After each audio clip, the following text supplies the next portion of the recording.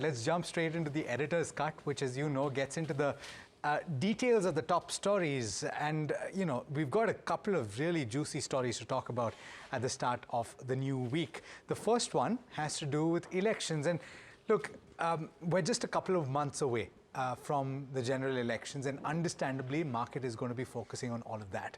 But over the weekend, you see significant updates from the BJP, Tamanna, that's talking about, I would think, no room for complacency in the kind of list that they're lining up for the general elections. We'll start with that, of course. And there's also another report that has come in from Indus Valley annual report, which has been published by Bloom Ventures, which is talking about some key trends. And I think it rhymes, if you can call it that, with what we've been speaking about for the last few weeks, with a couple of very key insights. But let's start with the big story. All right, so let's first tell our viewers what happened, Alex. Over the weekend, the BJP released its first list of candidates of 195 names for the 2024 elections. Now, why is this noteworthy? For one, there is a trend that we've seen from the last set of elections, even the ones in December, where the BJP no longer waits for the dates of the elections to be announced. It's a first mover advantage kind of strategy where you come out with your first list right away. Of these 195 candidates, because the seats are very clear, what is the big takeaway? There is a very clear direction to rejig, to close all the gaps and not to spare underperformers at all. I would say with clinical precision, sitting MPs who the party feels will not really, win or have reduced winnability have been axed. So when the Prime Minister has said 370 seats for the BJP, 400 for the alliance in this election, how will that actually happen? You're getting glimpses into that first set of strategy. So out of these 195, 33 MPs have been replaced. That's 17%. Yeah. There are 34 ministers and minister of states. That means you're getting your top brass to really take responsibility for pushing this forward. Compare it to a company where, your top managerial team has to put in the grunt work and make sure they actually bring the results. That's a beautiful analogy, right, Tamanna? It seems like this is being, and we've heard this analogy in the past as well. It's being treated as a company where the chief executive officer is saying, look, you've not performed up to the standards. Yeah. Your track record is shown. Yeah. Please make way. So 33 have been cut. Yeah. Prominent names over the weekend. Some of you all may have seen these announcements on social media saying that I have requested to step away from active politics. Step away, quote unquote, that's how politics works. Senior leaders, you give them a face saver and they can exit with some dignity. But very clearly, if you've not performed as per expectations, you've been axed. Look at Delhi. 6 seats have been announced. 5 of them are new candidates. And very prominent leaders have gone.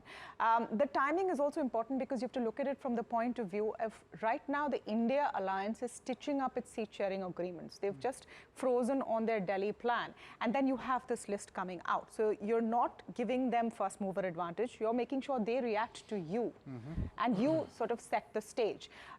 Prime Minister Modi is going to fight the election from Varanasi again, 3rd term. Significant. You keep the focus on Uttar Pradesh. Remember, last time he fought from 2 seats, Vadodara as well. Will there be a 2nd seat? Will it be in the southern part of the country where you want to shore up your cadre, because that's a weak link for the BJP in the bigger picture. So some of these insights are important. Also, the ability to, on the fly, fix problems. So there was a candidate from Asansol, Pawan Singh. He's a singer. Yeah, he's a Bhojpuri singer. Soon after his name was announced, there was a lot of trolling and he was being, attacked by the opposition because lyrics of his songs are seen as not very respectful to women. He stepped down a few hours later, said, I'm so sorry, I don't want to do this.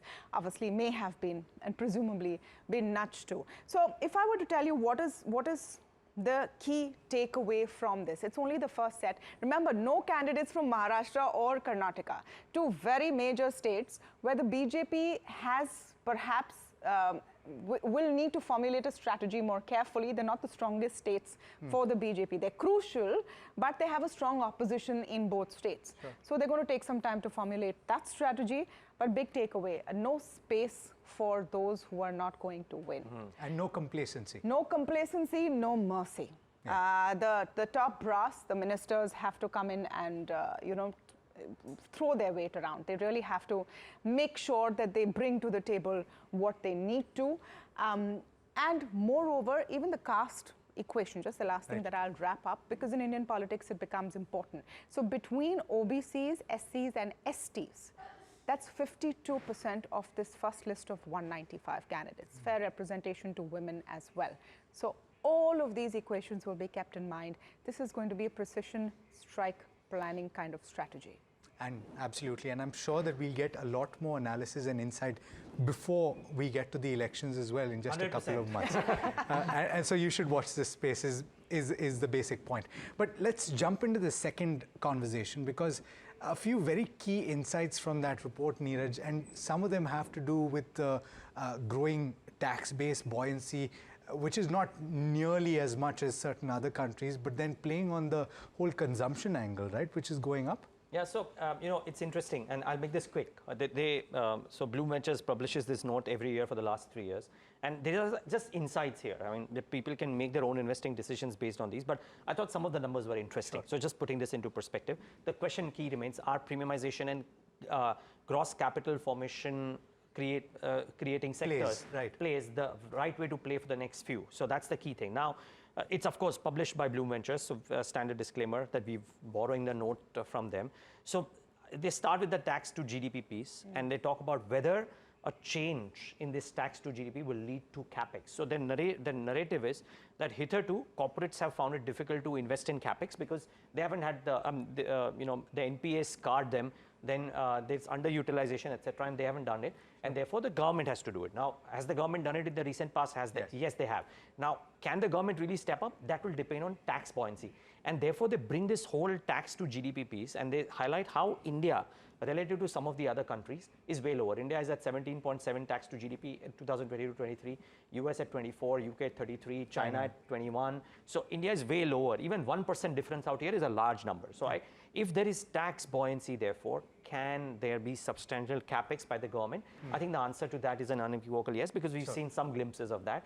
Now, the question only is, will the private sector now come in? So I think they mention that massively, that is part one. They also go on to mention that how the tax base has shifted from what used to be the traditional sources to individuals.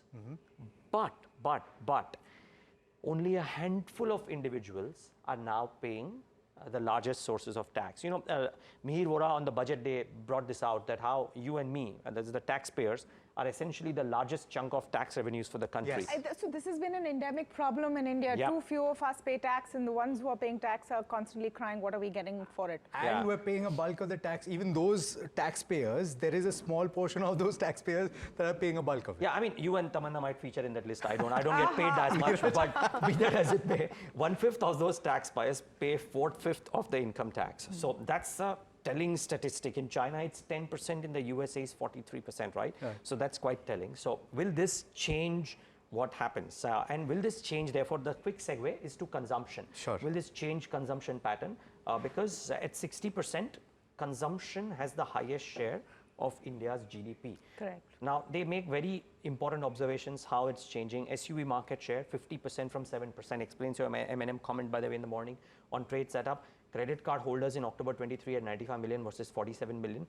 And surprise, it took me by surprise. Apple FY24 70,000 crore sales will be more than HUL 70,000 crore. It's a news report. So quite stunning, right? Because in terms of value, of course, I mean the ticket price of each item. So and the increase in production. But it's a telling statistic, right? No doubt. Yeah. But just a small point here. Yeah. Before we wrap up, on the taxpayer side, I know I'm sticking my neck out here, but a large number of taxpayers are not salaried, and so the amount of tax, and this is something that has been pointed out by several finance ministers in the past, perhaps that gets fixed. And if that gets fixed, then the buoyancy goes up, the tax contribution goes up. I would dare say it will get fixed in the next 5-year term, presuming that whichever party comes into play.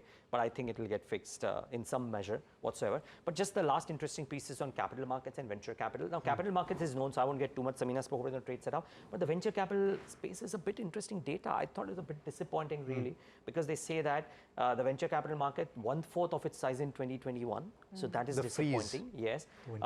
Dropped to pre-2017 levels and only 2 unicorns in 2023 versus 23 was a bad year for startups. One would have hoped that. But it's going to recover if you go by. So I had spoke to John Chambers last week, and his prophecies year on year are looked forward to. One of his top 4 prophecies are that this is the year that venture capital recovers. That's also what he does now. So maybe it might not be a bad year.